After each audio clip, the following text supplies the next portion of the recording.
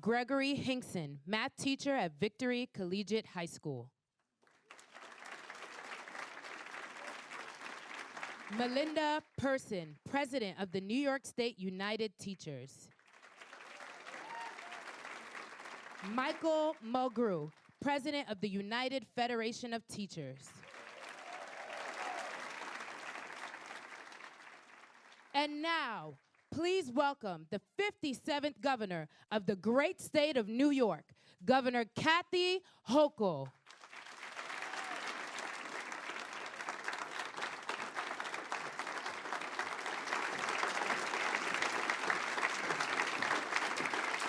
Good morning, good morning.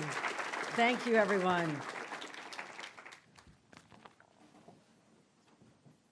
Well, first of all, let's talk about Aristotle. We want to talk about teachers. Let's go way back. What did Aristotle say about our teachers? He said, educating the mind without educating the heart is no education at all. I say our teachers, they do educate the mind, but they also try to stimulate the heart and the soul. And that is why we love our teachers, because of what they do from the first day they walk in the door as a young, fresh, idealistic individual who wants to change the world to our children, all the way up those who've been here sometimes as long as 20, 30 plus years. And my God, we thank them every single day. So if there's any teachers in this room, I want everybody to give a round of applause for the teachers, the men and women who are educating the minds and the hearts. You know, great teachers help people become better citizens, become activists, change agents, leaders of our communities, society, government. And that's part of what we're talking about here today. And I know that we have some of the very best, and the leaders of the teachers' organizations are second to none in our nation. And I could not be prouder to have my partners in this process of changing the hearts and minds of our children than people who have joined us here today. And I'm going to start with Michael Mulgrew, president of the United Federation of Teachers. Thank you, Michael.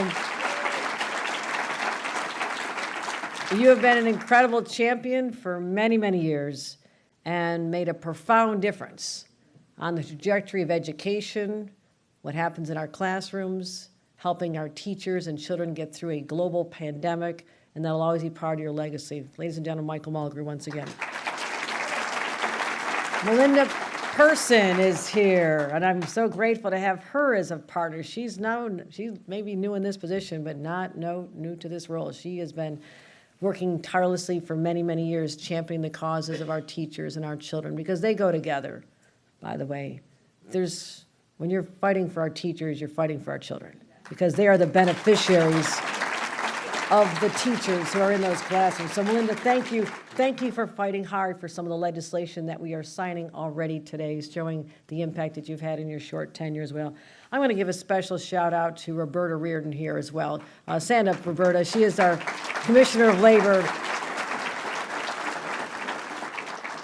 She has done an amazing job, and I want to thank her for being such a strong friend and partner through all of this. And we have some of our elected leaders here today as well, our champions, Jessica Ramos, State Senator Brian Kavanaugh. Is Brian here as well? There you are. Thank you very much for championing these bills. John Lewis, our senator as well, Senator Lou. Nader Sayed, our state assembly member. Nader's here as well. Let's thank all of them as well. And what we're talking about today is how we rebuild the teacher workforce. Now, flashback to when I was a child. Everybody wanted to be a teacher if you were a young woman, teacher or nurse, right? Those are the only options. Anything else, like, what, you want to do that? No, those are your options. They're great options. They're great options, wonderful professions. And there are a lot of jobs there as well. People wanted those jobs. There was a sense of purpose and nobility to go into both of those professions. But a lot has happened all along the way. Our teachers morph from being an educator to a social worker, to being a parent, to being a mental health professional, nutritionist, caregiver, everything. So they've been asked to do so much more just in my lifetime. And we have seen a number of people leave the profession. It gets hard, especially after that pandemic. When my own family members, I have so many teachers, believe me, I hear all about what the teachers want at Thanksgiving dinner in my household. You know, sisters-in-law and nieces and many, many family members. So I know what they go through, the struggles and the passion they have. I literally was with my niece Jennifer a couple days ago, and she teaches a 4-year-old Head Start program in a very poor district. And she was just bursting with pride. She says, Aunt Kathy, I have kids with autism. I have kids who don't speak English. I have kids who have all these problems. They don't have parents. And I'm there to take care of them. And I thought, that's what we need. We need people to have that energy and that strength. But a lot of people, it's been tough on the journey. They want to capture that essence of why they're here, what they do. But life gets hard. They have their own families to take care of. And again, teachers, like I saw, at one end of the table trying to teach a classroom. At the other end of the table, in the kitchen, their own children trying to learn too. It was very hard. So I'm not surprised that there's been a loss. People gave their heart and soul, and they gave so much. But now we have to take steps to rebuild our teacher workforce, because not having enough teachers is not an option. That doesn't work for us. And also in the process, we have to do more to increase diversity in the ranks of our teachers. Full stop. We have to do more. And how we're going to do that? Today I'm signing legislation that'll help increase the number of underrepresented teachers in our classrooms and helping our kids, and award funding to districts to help them accomplish this goal. Because we know teachers make it all happen, and they shape our future. They mold their characters of our children. They spark their curiosity. They do so much. And the two organizations represented here today care about this and have been champions of the legislation they're about to sign. UFT and NYSUT want this to happen. And so what we're going to do, give out a game plan. So this is how you do it. This is how we can recruit. This is how we can get people out there talking about this. And I really believe that we can make a difference. But it starts with an intentional decision to change. That's what we're doing here today. And how we increase that diversity, we'll talk about. But also it starts with making sure that we have enough resources in the first place. I've been governor 2 years. Seems longer, doesn't it?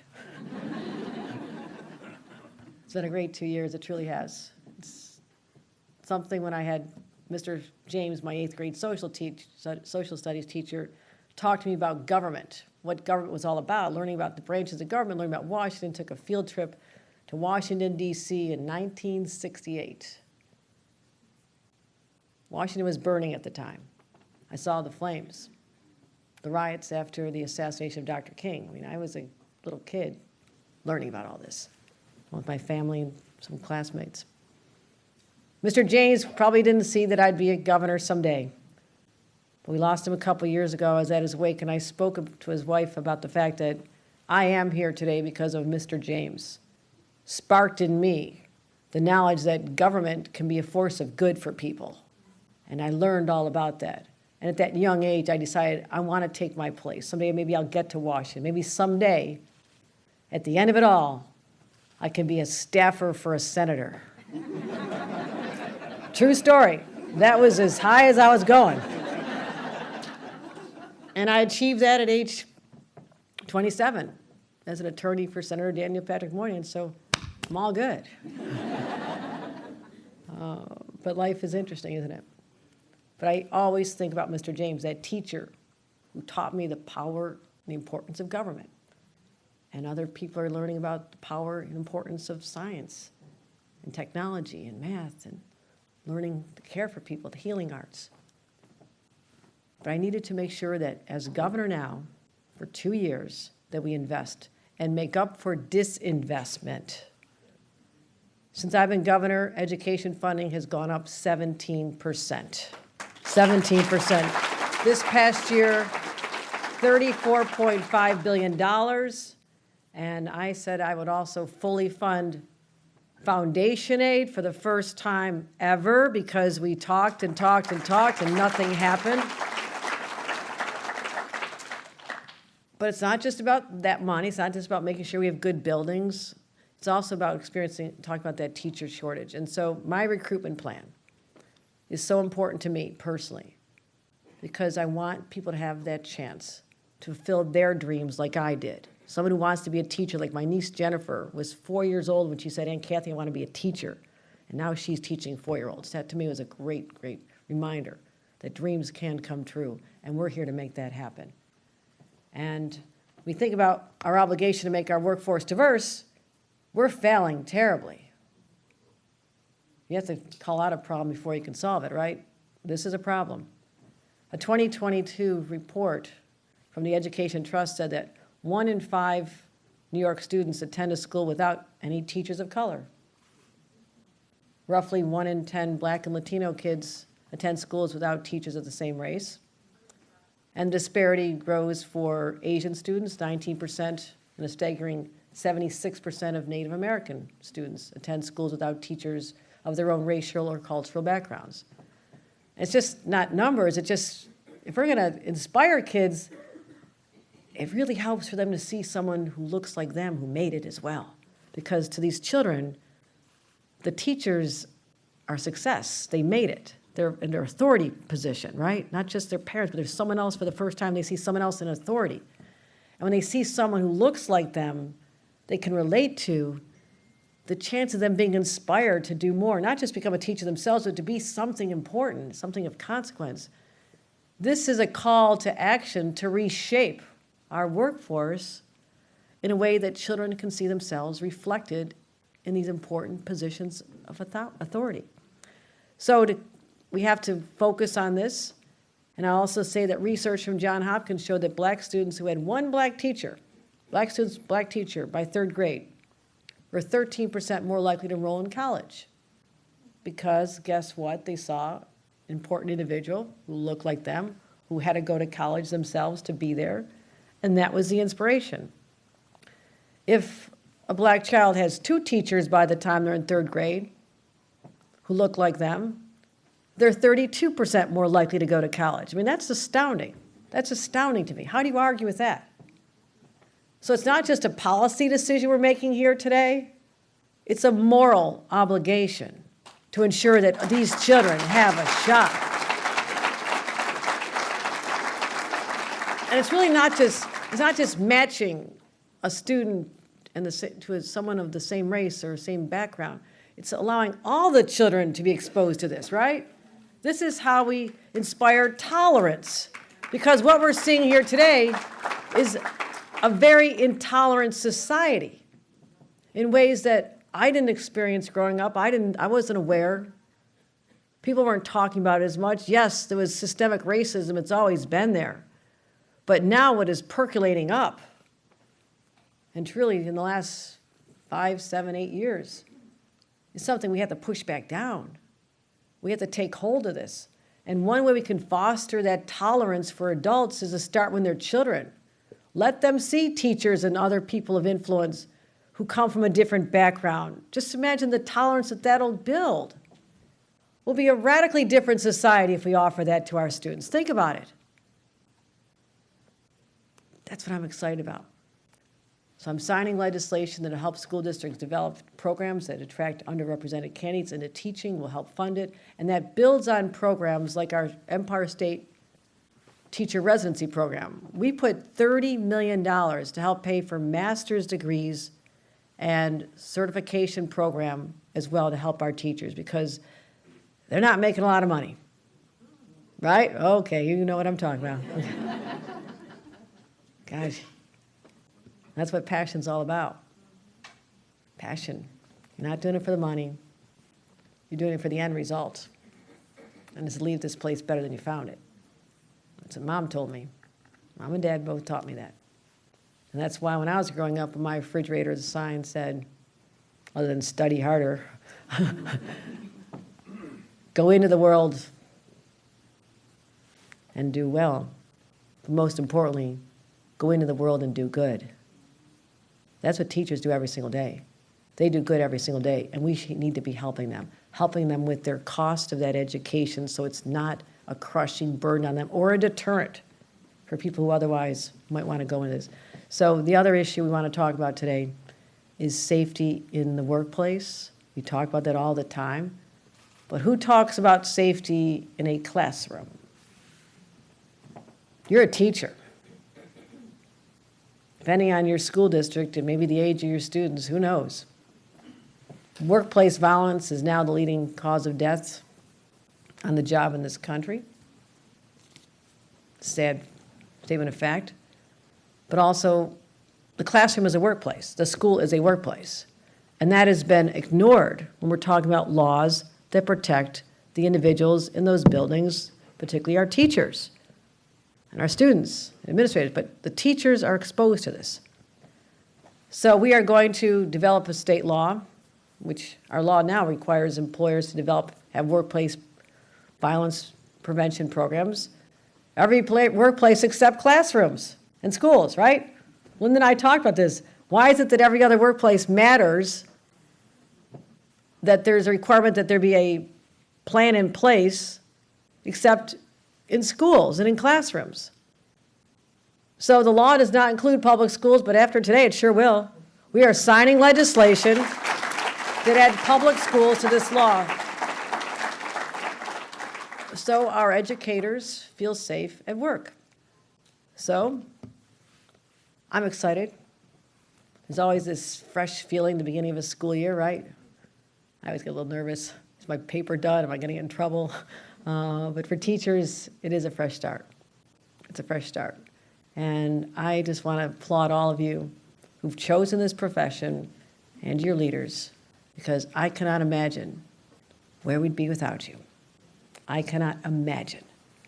So our gratitude must be demonstrated, not just in words and nice events around the beginning of the school year. And I went to a school in Terrytown yesterday, and I had the best time playing a little catch with the kids out in the field and having lunch. It was great. Just reminds you of like the innocence you see, the possibilities. I asked a group of girls how many girl governors they thought we had. They had to think about it. I said, 1. I said, and who's next? Who's here is going to be next? And they all got excited. So that's what we're here for. We're here to make a difference. And one person who has already made a difference, one of our greatest champions of education, our leader, Mike Mulgrew. Come on up here, Mike, and say a few words. Thank you.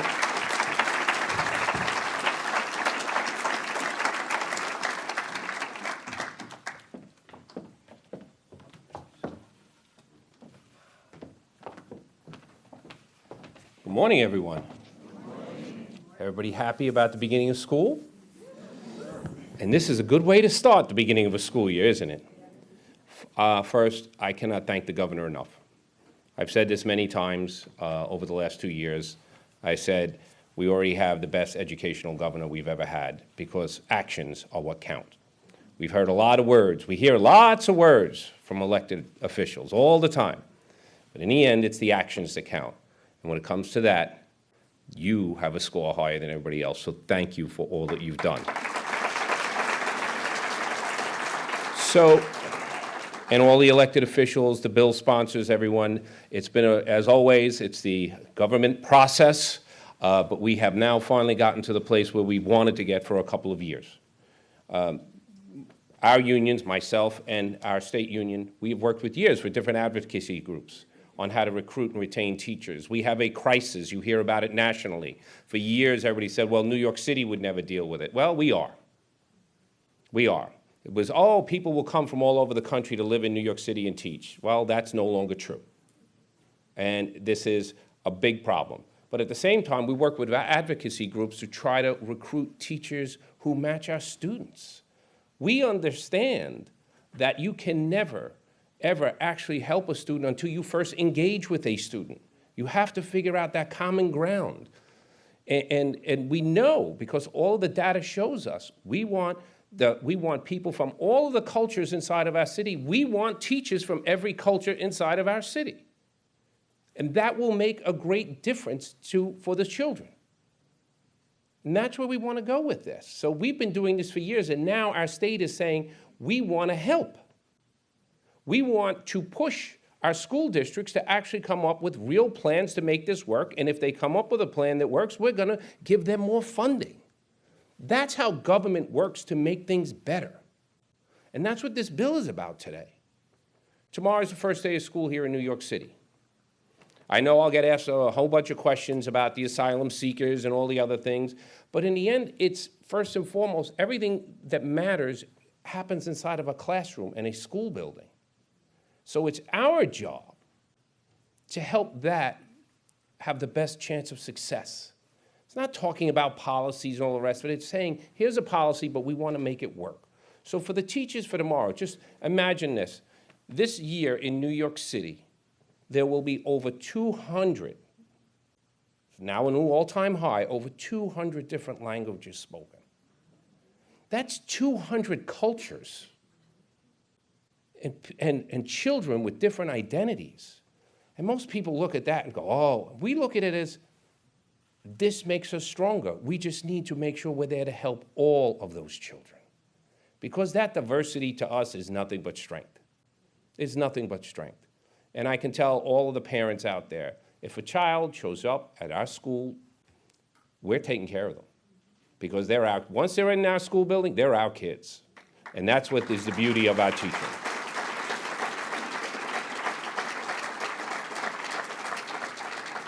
So I'm asking all of anyone out there in New York City, anyone out there in New York State, anyone out there who just seems to come across this, come to New York. Come to New York, and we're going to help you out. We want, if you have that heart, if you have that DNA where you know your life is really the value in your life comes from helping children so that they can have a better life, we want you here. It's not going to be easy, it'll be tough, but we're here to help and support you. And that's what this bill is saying about the state of New York. And the rest of the country, sadly, that is not what happens in a lot of states when it comes to teachers. It is not that. But we are here in New York, and that's a blessing for all of us. And to the workplace, violence prevention, I can't thank Melinda enough for really being the heavy champion on this by saying over and over again, this is ridiculous. The school is a workplace. We all understand when we hear about school violence, you all put the same picture in your head. The horrible shootings. And then a school goes on all these trainings about how to do lockdowns and everything else. But it is important that a school is always prepared for everything.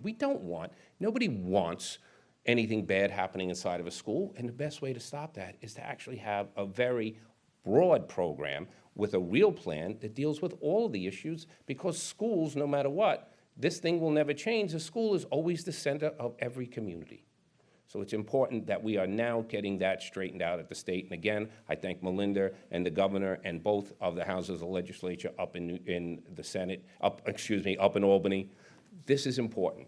But again, this is what I really want to end with. You want to come to the great state of New York? You want to be treated with respect? You want to be where we're going to say, come on in, we want you here, we want you to teach. As long as you're here and you care about children, we're going to help you, because that's what New York stands for, and that's what we're here today. So thank you all very much for that, for doing this today, and thank you, Governor Hochul, again, for being the champion.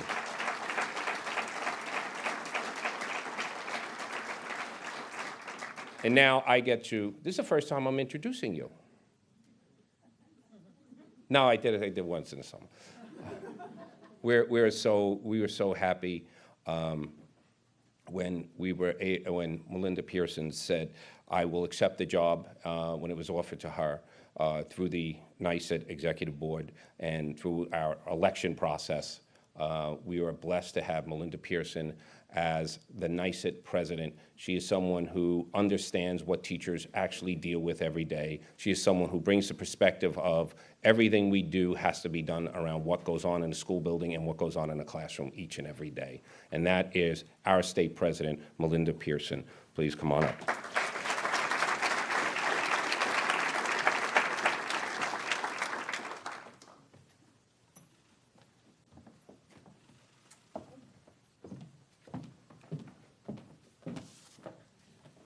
So this is a privilege to be able to be here as both of these bills are signed today. And I'm going to talk about the bills, but every time I see the governor in person, I want to make sure that I personally thank you for all that you've done to fund Foundation Aid.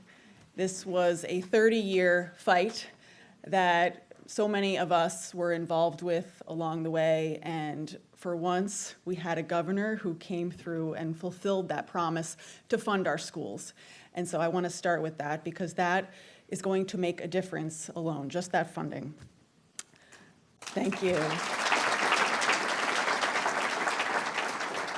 These two bills that the governor is signing today are important steps to improve the profession and to improve our public schools here in the state of New York, to make them the strongest and the best that they can be. They show that New York State values its public schools and our educators as the foundations and the center of our communities. We are particularly excited about inclusion in the New York's 2006 Workplace Violence Prevention Act, which was passed in 2006. Just like other employers, we deserve the protections that all workers deserve in the workplace. Our members have been advocating for this legislation for over a decade, and the governor was finally able to deliver this bill. It has increased in importance as we've seen an increase in disruptive incidents in our schools since the pandemic.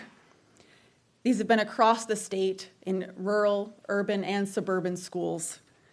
And we proudly celebrate that school populations are welcoming more and more students with unique emotional and behavioral needs. But to be successful, our staff need training, and we need fully staffed schools. This legislation is about prevention.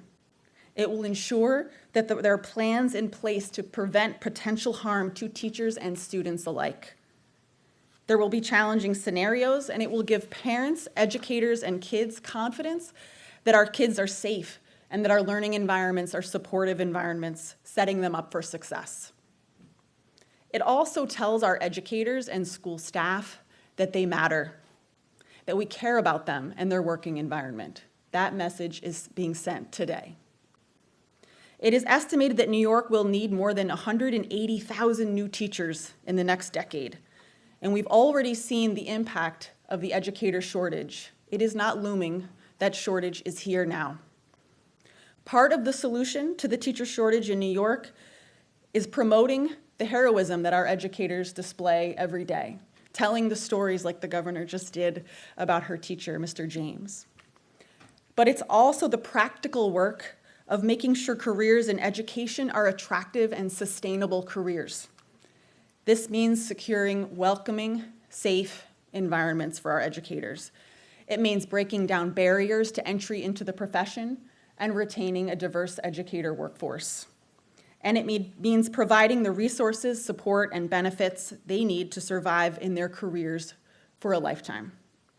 Today, we are taking important steps toward those goals, and we are so proud to have our governor fighting with us on behalf of New York State's public schools. Thank you, Governor.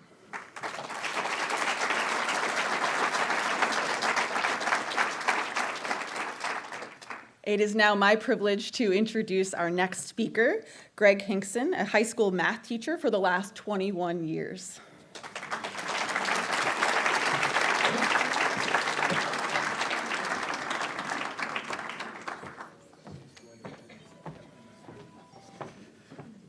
Good morning. Distinguished guests, Governor Kathy, UFT President Michael, Melinda, and every other person. I promised, so my name is Greg Hinkson. I promised Mike that I'm going to do exactly what he did. But unfortunately, I'm not so well versed in public speaking as Mike is, so I'm going to revert to my notes. So my name is Greg Hinkson, and I'm happy to echo sentiments on systems and legislations which promise to affect sustainable changes in public education. My perspective as a practitioner is expected to be slightly different. I have spent the last 2 decades in the classroom teaching mathematics, doing which I have met great educators, some of whom I've mentored, vetted best practices in education with, and even indulged in some PD. If you know, you know. Sadly, however, the attrition rate for a subgroup of educators, millennials in particular, is rather too high. Too often when I look around in my school building during my lunch breaks or during my prep time, to just chat with educators, I can't find people whom I've developed meaningful relationships with over the past years because they have either left the profession or moved to a different state altogether.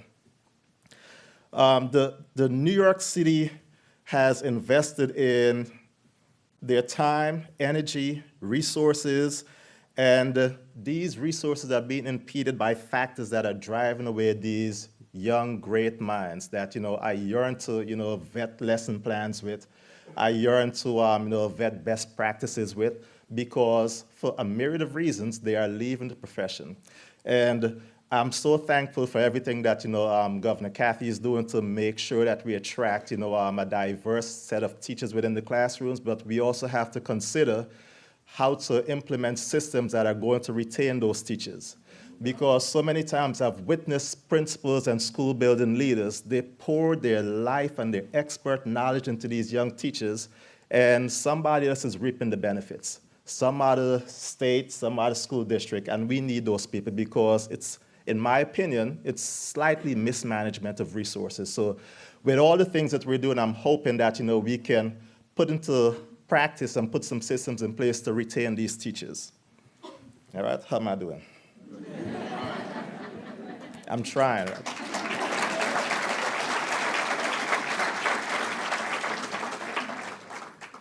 The second issue that I want to talk about, and it's the last, is this idea of best practices in pedagogy. And so many times as a practitioner in the classroom, it's like, things are thrusted upon us, this idea of best practices, and to say the least, best practices is subjective because what may work in the state of California may not work in Brooklyn or in Far Rockaway. So as I commend the governor for, soliciting, school districts nationwide, to ensure that, we are providing the best quality education for our students by seeing what they're doing.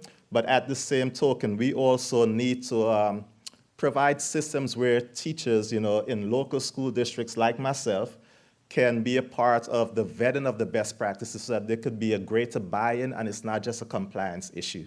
And that is my 2 points. Thank you so much.